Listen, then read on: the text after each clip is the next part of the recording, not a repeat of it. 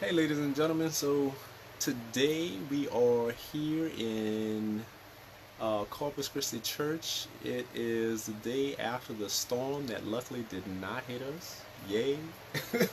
All right.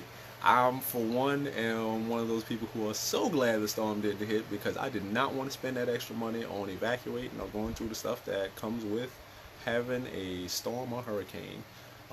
I pray for the people who did go through it and experience it, but at the same time, I am so happy that it didn't come here. But enough of the bad news. We are setting up a new PC, right?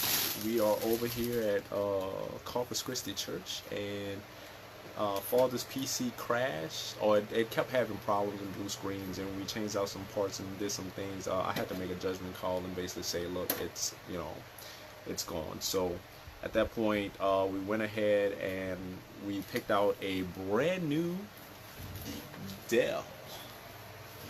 Okay. And while I am not big on brand names, I really don't care that it's a Dell, Gateway, Panasonic, uh, anything, any type of computer. I care about what's on the inside because a lot of times if you take these PCs and look to see what's on the inside, you will find that a lot of them have common components, right? They'll share the same components. So they're going to have a Western Digital or Seagate hard drive. They're going to have a Crucial memory, or geez, I can't think of what's the other memory, but they share a lot of components. Is basically what I'm getting at here. So, um, but I want to go over some of the things that are really important when picking out a new PC, right? These are things, little things that I think people just don't think about, or they don't know to even look for. So one of the things that I look for when I'm buying a brand new PC is USB 3.0 slots. And these are identified by these blue little slots here. And I'm going to bring it close so hopefully you all can see. But as you can see right there, these particular USB slots are blue. They're not black. And I believe we have some on the back which are USB 2.0, right? So those would be the normal old school, right? But we want to make sure that our PC has at least two USB 3 slots. I think that's very important for data transfer and transfer speeds and stuff like that. And it makes a big difference, right? As you can see, also, this one has a SD card reader, which is pretty important. We all do pictures these days, and it's very easy to take a card slot, SD card, and slide it in here. Really convenient. That wasn't necessarily like a main concern of mine. I didn't have to have that, but I thought it was, a nice little add-on. But that didn't make my decision on whether or not to get this machine. The main thing was that I gave him the option of an i5 and an i7. I want to say it was like maybe a $200 price difference, so he made a decision to go with the i7, which I thought was a really smart decision because the more power you have, the more longevity you're going to get, okay? So when buying a PC, a lot of people, I find, they go get it for convenience, right? We go in and we buy these $300 PCs and think it's supposed to last us 10 years or better. That is so not the case. You're already buying a low-end PC. So don't expect that PC to carry you over for the next 5 to 10 years. It's just not going to happen. Will it work for the next 5 or 10 years? Possibly, right? It's a lot of electronic equipment, and we can't control when electronic equipment goes out. But generally speaking, yeah, you could easily get 5 or 10 years of it working. But will it work to how much you actually need? Will it perform the task that you need in a good time frame? Will the programs run the way you need it to run, the way you want it to run? That's kind of hard to say. Especially if you're running like a Photoshop or anything that's resource intensive, then a low-end PC, $300-400 PC, is not gonna work really well. So here we have an i7. I don't remember exactly what i7, but we can find that out once we get the PC up and going, and see what it's working with. But it was a good buy at the time. So we're gonna go ahead and start hooking this up. So all right. So on the side note, I guess just to kind of make some conversation while we're getting this up and going is, what is your experience, if any, in the entrepreneur field? I want to start talking to other entrepreneurs and getting their thoughts on, just to see some of the things that they go through. How do you overcome certain issues and problems? And I want to start talking about more of that on my page.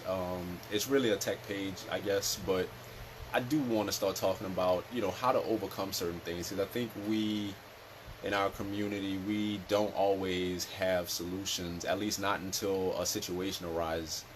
And I found myself in that predicament that we had a situation that arose that I had to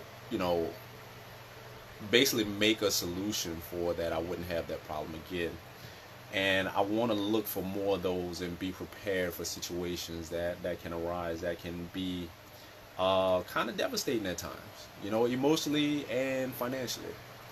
So it wasn't financially devastating, but emotionally, yeah, I was pretty upset about it. But I'm not going to get into that too much here. But I definitely want to start talking about what are some of your entrepreneurial experiences, and how do you overcome adversity? How do you overcome some of the problems that come along with being an entrepreneur? So maybe we can, make a community where people can start helping people out and finding those ways to overcome those things together. All right, so setting up our new PC, let's get to it. So we have our base, our CPU unit. We're going to be hooking up that monitor you see right back there through, what do we have here? So we have a VGA input, we have a HDMI input, we have our sound inputs, we have our USB ports, and we have our Ethernet. Now, typically, a monitor will go through VGA, okay? If you have the white piece, which is going to be a little bit bigger, and usually like on the other side, that's going to be a DVI connector. But as you can see, they don't have that. A lot of the newer computers are coming with this, which is a HDMI, and I'm going to put that closer so you can see, right? All right, so we got our HDMI, and that's what we're going to be hooking it up with today. We're going to be hooking this up through HDMI, and that's going to be giving us the best picture quality that we can get on that monitor. So I'm gonna go ahead and start hooking all this up here. So we got our HDMI cord. We're gonna go right on in. Now, some of you may be asking, well, why are they getting? Because I have some friends that ask this all the time. They're like, why are people paying you to hook up a PC? Well, because not everybody has time. Not everybody has the time to go through this. To some people, it's worth it to have somebody actually hook it up, and not everybody knows all the ins and outs of doing this kind of stuff. I know a lot of us, the younger generation, we find it easy because we grew up in this particular world where technology is readily available. But to a lot of people, it's just not that easy. And I find that people kind of struggle with it. So this is one of the services that we provide. And there are some things that, even veterans in knowing how to hook this stuff up don't know how to do. Right? Because it definitely does take some time getting all this right. Now, the physical connecting of the PC does not take that long, right? But you still have a lot of other stuff to install, and that's where people really get messed up, because they don't remember all the programs that they typically had on the older computer. right? So a lot of times we have little programs like Adobe Reader, Google Chrome, and just not everybody knows how to get those. So I'm going to be taking you through a full setup of a computer, and that way if you have any questions you can give us a call, or if you just want to kind of know how to do it yourself, you're welcome to do it yourself. And this is just like a little guide. Alright, so USB port, very simple, right? USB adapter, we're going to plug that into a USB port. Now I just want to point this out. I know we talked about the USB 3s, right? But we're going to plug this into the back into a USB 2 port. Now I know Father had a wireless keyboard and mouse, so temporarily we're going to hook this up.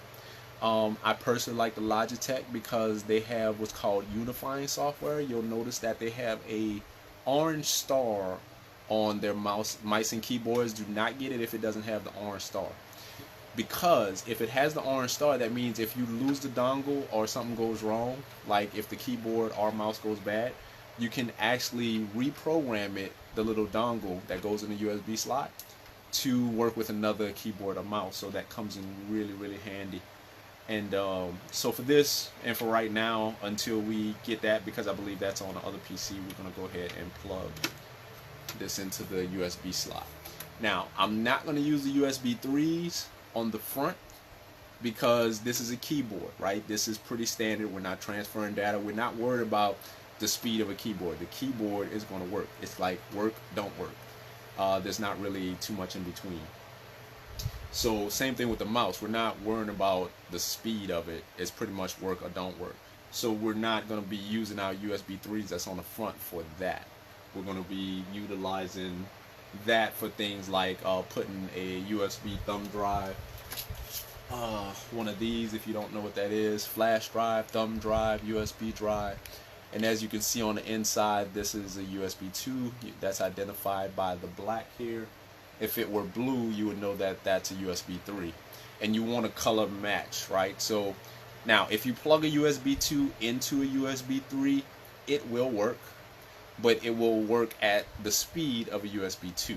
So a USB 3 needs to be plugged into a USB 3 in order for you to take full advantage of the speed. And once again, you can see that by the blue color located right there in the USB port. Alright, so we have our keyboard, we need our mouse. It's our power cable. We need our mouse.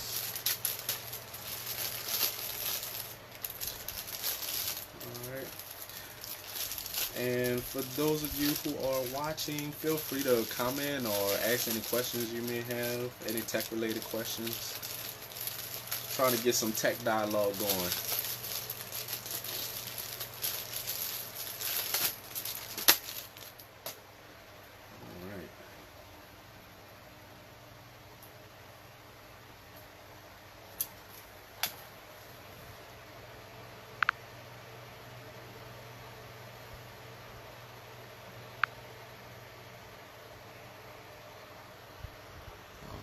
Oh.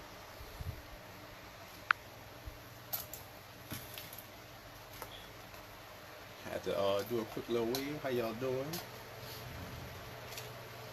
Alright, again, we'll take our USB, we're going to plug that in. Alright.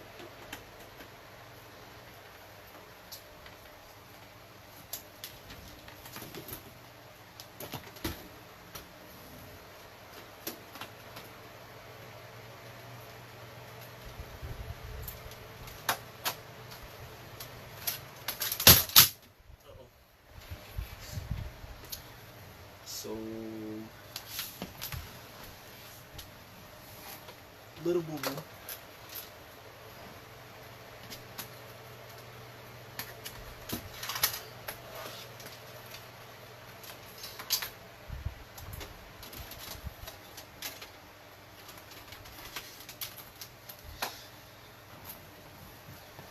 Ooh, had a little boo boo there.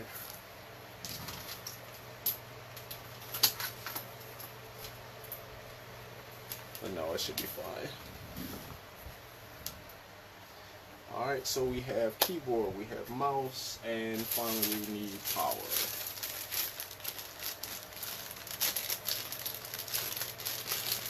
So we have our monitor hooked up, we have our keyboard, mouse and hooked up, and we're going to hook our power. So the very last thing is, I believe they said that this should be wireless, so we should be able to hook it up to the wireless network.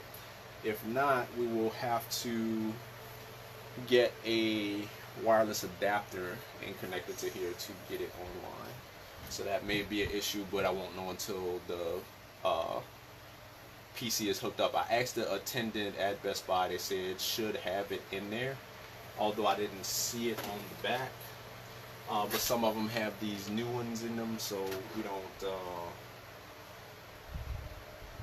don't have to too much worry about that, because we can always compensate by getting an extra one if it's not already included. And I'm actually just now realizing this one has a video card, so we're actually going to go into the video card, not the onboard. And just to kind of show you what I mean by that, I don't know if I can pull it too far, but let's see here.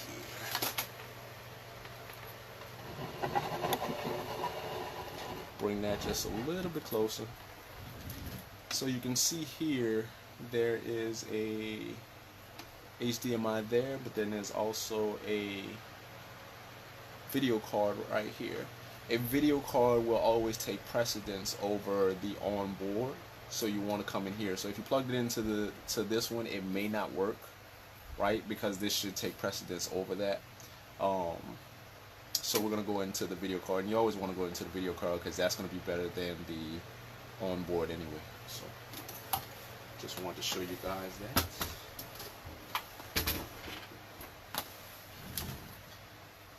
All right.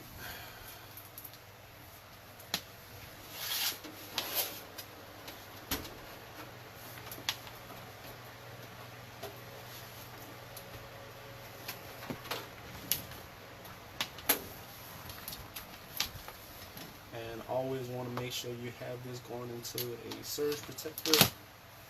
That's just good practices, because you never know, especially down here in New Orleans, the way it rains and all that kind of stuff. You want to make sure everything's protected. So,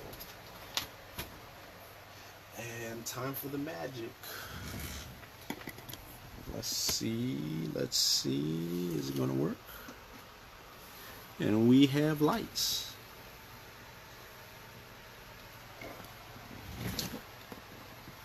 Alright, and we'll turn that on.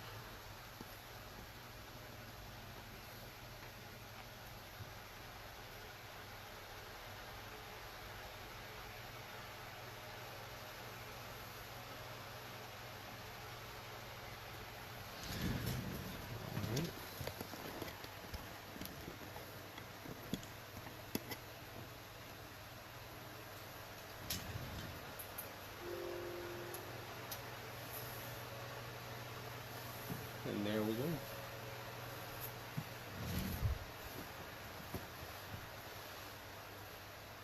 So this is the boring part of my job, where I just have to kind of sit and wait.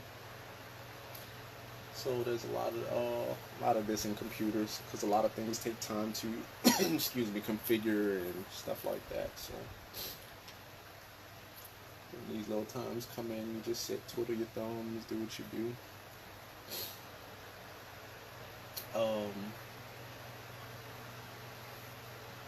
Alright, looks like it's not going to take too long. So I guess in the meanwhile, we can just kind of talk about the new internet that's coming out. So there's two big types of internet. Well, yeah, I guess you could say types, because one is going to be AT&T Fiber, which is 1,000 megs down and 1,000 megs up, apparently, and Gigablast, which is Cox's version of that, and theirs is 1,000 down but I forget what their up is. Their up is not as much, but you can check that out. But Cox is called GigaBlast. AT&T is AT&T Fiber. But it's gonna change the game as far as downloading and things like that. There's gonna be such a difference. I mean, you can, if for those of you who download, you know what I'm talking about. If you've ever downloaded like a Blu-ray movie or something like that, you know it takes a while, right? But when it comes to this, having the GigaBlast, I mean, literally, you can download a whole Blu-ray movie in like probably under 5 minutes. I mean, it's stupid, the speed. It's gonna be really, really awesome in terms of that. And streaming, I mean, streaming, you too much don't have problems right now. At least if you know the proper tools to get. So, alright, so let's go ahead and start getting this together. Right, and I'll bring you all a little closer so you can just kind of see a little bit about what I'm doing here. Right.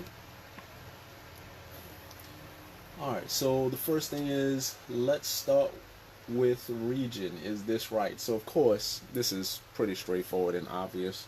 We want to do United States. Is the keyboard layout right? US, of course we want to pick US. Want to add a second keyboard layout. We're going to go ahead and skip that. We don't want to add another layout.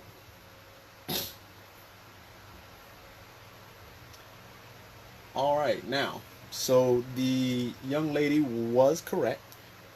She did tell me the proper information. It does have a onboard Wi-Fi adapter or connector, whatever you want to call it, but Wi-Fi adapter is what we're going to call it here today, right? So, and because it has a onboard Wi-Fi adapter, we don't have to hook anything special up to it. It's automatically able to connect to the Wi-Fi. So all we have to do is select our proper network. We go ahead and hit connect. Now, because this network is secure, we have to put in our password.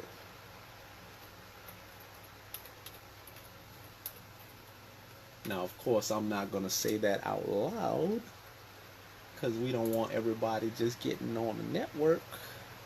We don't want that information out there, right? And we do have a guest network over here at Corpus Christi Church. If you do want to get on the guest network, you can do that because that one is open and free. But the main network, got that on lock. So we're going to go ahead and hit next.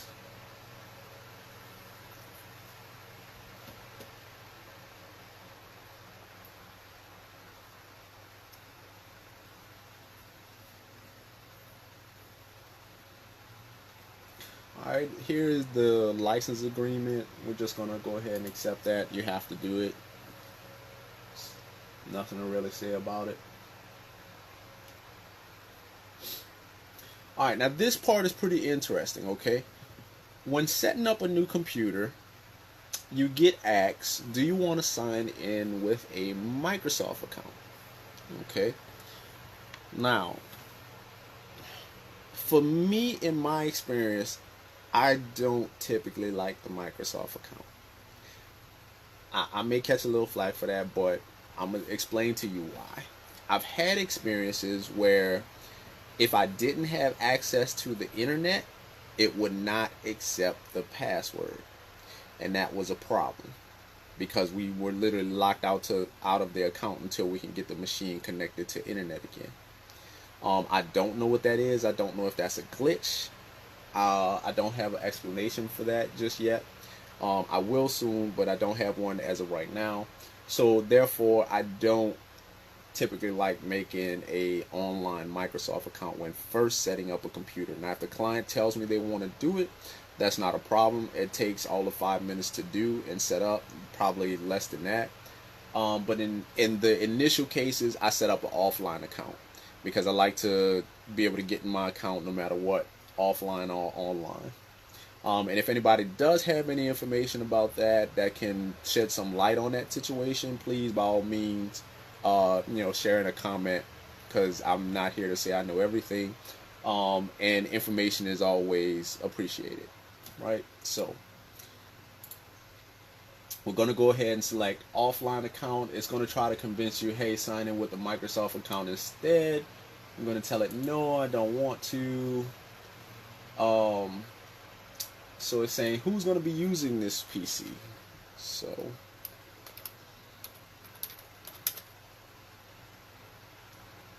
I'm going to go ahead and type in his name.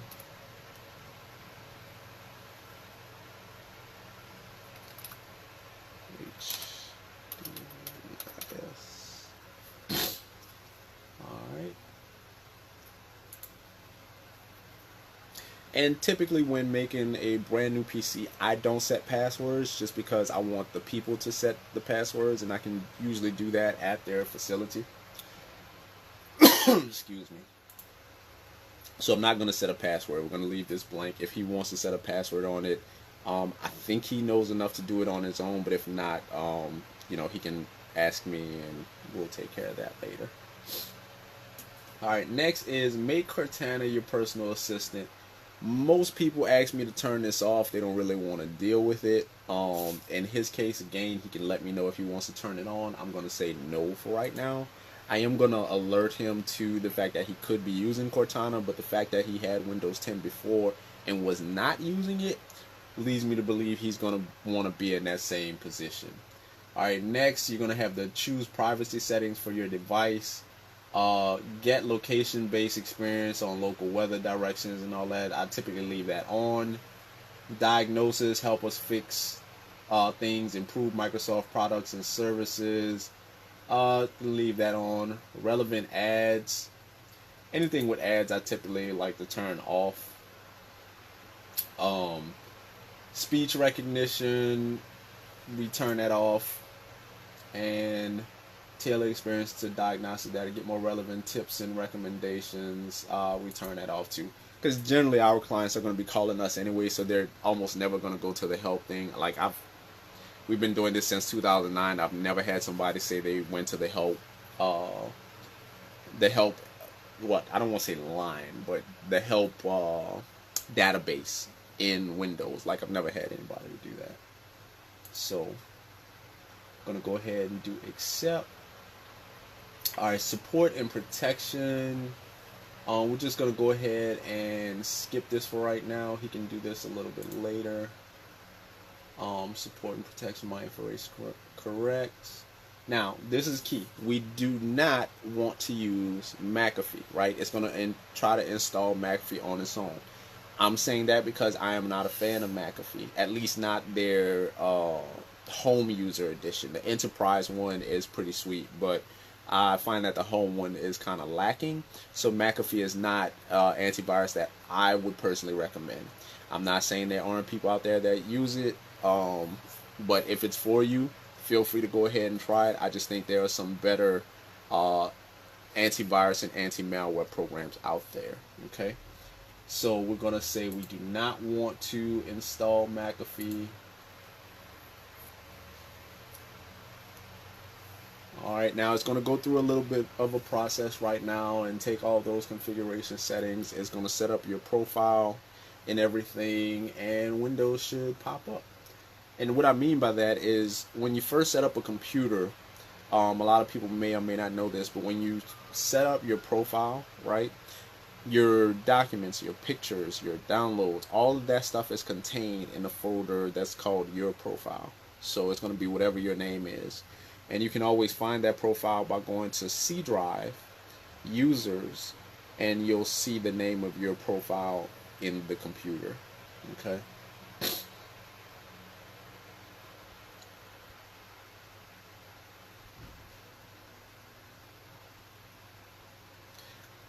Alright, and it's telling us now that this may take several minutes, so in the meanwhile, I guess we can maybe talk about something else. So what is something we can talk about? So I told you guys about the Giga Blast and the what was the other one? The AT&T Fiber, right? Now the bad thing is it's not available in all the areas yet. so it's still kind of fresh. AT&T fiber is really, really scarce. There's only one of two areas in the city that I know it exists. Gigablast, the same thing, but it should be here within the next coming months, and it should start to, populate fairly quickly. At least I would think. Um, but it is going to be a game changer because the same I'm paying with Cox about $100 for 300 megs down. So I think it jumps up to 120 for the Gigablast. As a matter of fact, I'm sure because they sent me an email and they made a mistake that it was ready, and I went to sign up for it, but they came back and said, well, it wasn't. They don't know why that happened. But yeah, it jumps to 120. But still, for 1,000 megs down, that's super super fast. So I'm more than willing to kind of pay that now. AT&T, if they come out before, that's going to be kind of hard pressed to not want to switch because AT&T, they're doing it for $80, right? I think it's normally 100, but they're doing some kind of promotion. If you switch and sign up with them, you get it for a year at like $80 or something like that. So, and especially if Cox doesn't up that upload speed, that might be a reason to switch over to AT&T. So we'll just have to kind of wait and see how that plays out. And this is the register screen. So, if you want, go ahead and register your unit. I'm going to leave this for him to do. Right? So we can close that out. And we are here. Right? So we're connected to the internet. Everything's, looks like it's moving fine and dandy. Now this is where things get interesting. Because now what do? Right? How do you get all those applications and things that you've done and all that back into the PC? So this is where the time comes in. This is where the knowing how to move and transfer files and all that kind of stuff, that's what this comes in. So this is where things get pretty interesting. Now, he's not here to do this part right now because I do have his old hard drive and we need to see what needs to be moved off of the old hard drive to this hard drive. So that's something we're going to do in a later video, but I'm going to just walk you all through some of the simple things and common things that I feel people want to get, right? So let's start off with almost everybody uses Google Chrome, right? Google Chrome is a web browser. It allows you to browse the web. By default, if you get Windows 10, you will get what is it called? Microsoft Edge, right? And that is symbolized by the blue E. I'm gonna go ahead and see if you can see this. But this little blue E right down here, right? That's Microsoft Edge. Now, I don't pretty much like Edge because it has a lot of glitches and stuff with it, but you can use it. There's nothing wrong with using it. If you use it and you don't have problems, then great, right? But I personally like Google Chrome because it just has so many more features and things in it. So, and most people do. So, we're gonna go ahead and download Google Chrome. And if you just go to Google, or just type in Google, right? And just go to, Google right here. The first thing they're gonna ask you is to switch to Chrome, and I'm just gonna say yes. And that helps me to not go to, one of these special sites that kind of mimics Chrome and that'll install other stuff along with it. So if with a brand new PC, if you just all PC that doesn't have Chrome, if you just go to Chrome, it should prompt you to download Google Chrome. Now, if it doesn't, you can always type Google Chrome in and it'll bring you to a downloads page, but just be careful because there's some sites that like to mimic the Google Chrome downloads page, and you could wind up downloading some extra software that you didn't mean to get, right?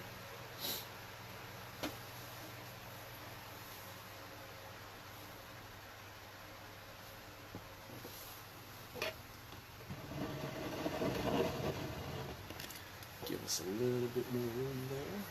All right. Get more.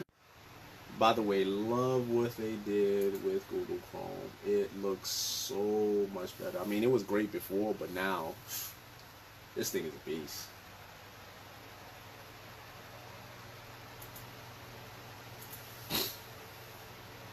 So I'm gonna tell it I accept and install the software.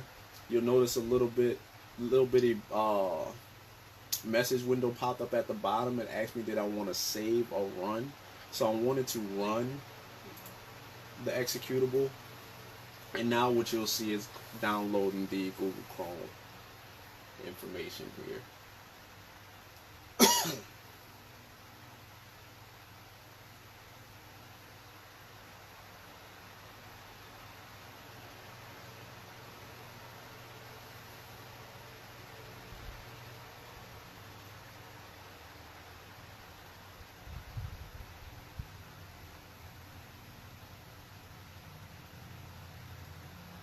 Yeah, that's one thing I can say about my job. It is peaceful.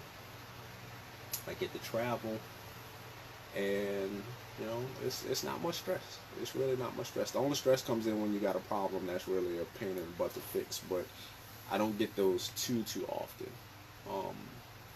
Sometimes they can be disgusting, but I don't get them too often. Alright, and here's asking us, do we want to make Chrome our default browser? Yes, we do. And I want to pin Chrome to my desktop, so I'm going to right click the Google Chrome icon at the bottom of the screen, and I'm going to left click pin to taskbar. What that's going to do is that's going to leave a desktop icon in the taskbar, not on the desktop but in the taskbar, for us to be able to activate Google Chrome. Alright, and I'm also going to get rid of some of these other icons. Right, so if you see these little icons right down here, I'm going to go ahead and get rid of this one because we're not going to be using that mail icon. We're not going to be using this support assistant. So we just don't need all that. I particularly know that Father uses Google Chrome, so I could get rid of this one. But I'll leave it up there just for him to kind of deal with and check out, right? So we're going to go ahead and make this our default browser. And continue, and I didn't actually do that, but I'll go back and do that later. Well, let's see. We can come here, and where is it? Here we go. Under apps and features, if we come to default apps, right, and then we come to web browser, we can select and change it from Microsoft Edge to Google Chrome, and I'm going to tell it to switch anyway. And now you'll see the Google icon is under web browser, so that means that it is now our default web browser. So when we open up anything in reference to the internet, it's going to open up in Google Chrome. Alright, so that is done. So now I can close this window because this window is Microsoft Edge, and we don't want to use that. We want to use Google Chrome. Alright, and Google Chrome just has so many benefits. Alright, so that's one task down. Now the next thing we're going to do is we're going to go ahead and we're going to get, it's another popular thing that people use, Adobe Reader, right? We almost all deal with PDFs nowadays, so that's pretty standard. So let's go ahead and get Adobe. So if we type in oh, I know that's a little bit blurry. Sorry about that. www.adobe.com, right? And I'm going to scroll down to the very bottom, and you will see Adobe Reader, right? Adobe Readers DC.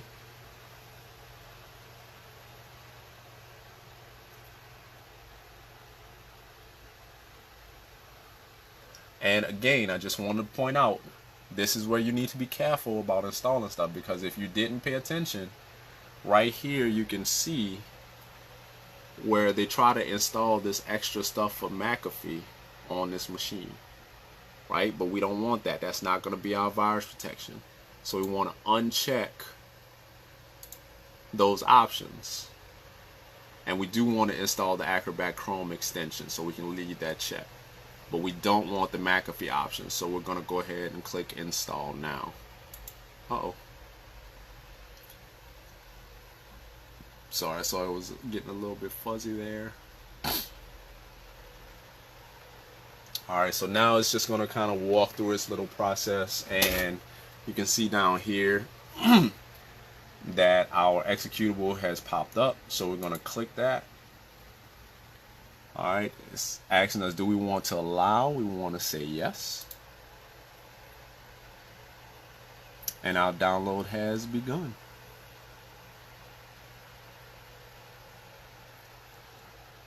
So now, again, we can just kind of sit tight, right? Alright. So Mr. Lewis just joined us. How you doing?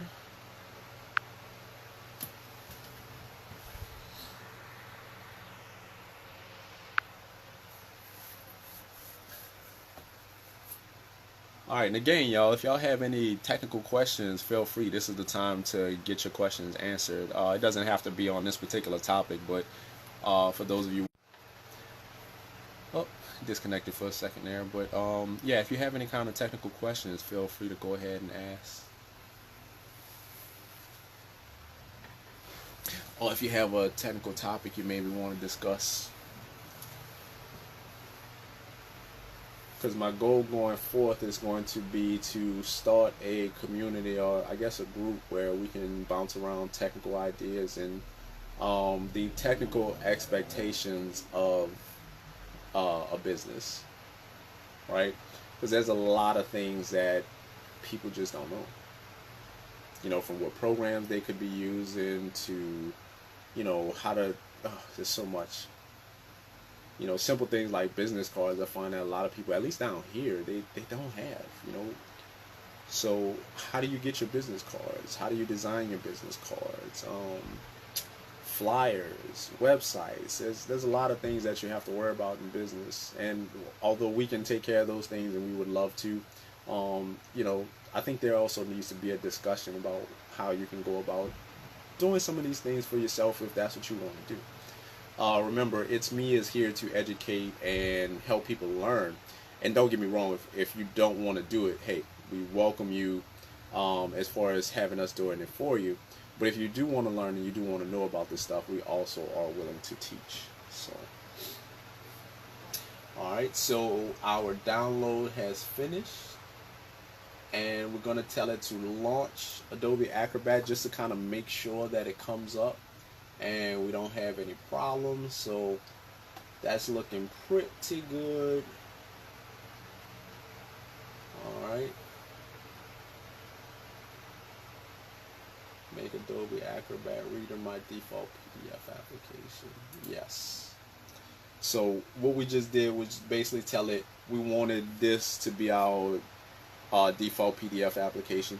Whenever we open up a .pdf file, it will open up with Adobe Reader. So we don't want it opening up with anything else.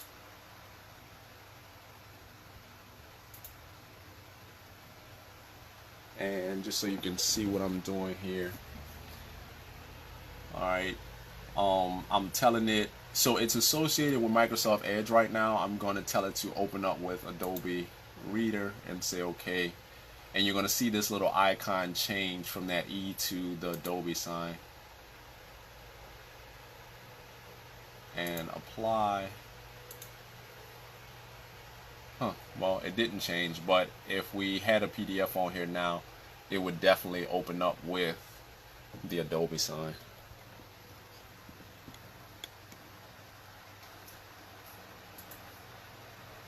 Alright, so we can go ahead and close that out. So we have our Google, we have Adobe, and the rest of it I actually have to get some passwords and things of that nature together that we have in a file downstairs, and I also need Father to confirm what he wants installed back on here. So I think this is where our video is going to end. But his brand new PC is hooked up, it's set up, and everything's working great. So we've hooked up the internet, we've hooked up Google Chrome. One of the things I need to set him up with is his LastPass. In case you guys don't know, I've never heard of LastPass. It's a password manager. So I don't know how many of you have ever dealt with a password manager, but it is a lifesaver. I just want to take the time to tell you. I have hundreds of passwords that I have to try to remember. Well, actually not anymore since I found LastPass. You sign up for an account and it keeps your vault encrypted, and it's been very fantastic for me. So, and the clients that I put onto it, they absolutely love it. But what it does is it remembers your passwords for you. So you just have to sign into certain sites one time, add it to LastPass, and then after that it'll automatically remember it, and you just click the LastPass icon and it'll put in your user ID and password. It's pretty sweet. But that's something I actually need to do with him because he has that information. So I try not to get people's LastPass password because that's for them. That's like their master password. So I like to have them put that in and set that part up. Or at least I'll set it up. He just needs to be here to put in that password and stuff like that because I don't like people to give it to me. Alright, but everything is looking good. So he is, for the most part, ready to go. The other last thing I need to check on is Microsoft Office, but I think we used the last license. And for those of you who don't know, and that's another thing I'm going to be talking to him about, in October, Microsoft is giving an extra license. So if you have Microsoft Office 365, it's going to jump to 6 licenses versus the 5. So he may want to just wait and use that new license they're going to give to people, or we may just have to go ahead and purchase a new one, but I need to talk to him about that so we can see how that works. So I hope this has been informative for you guys, and drop me a comment if you liked it, or tell me what you thought, and tell me if you want to see any particular type of videos, and we'll try to put them out there. So it's me, www.ittsme.com, and you can call us at 504-383-3259 if you need some help like this. Later.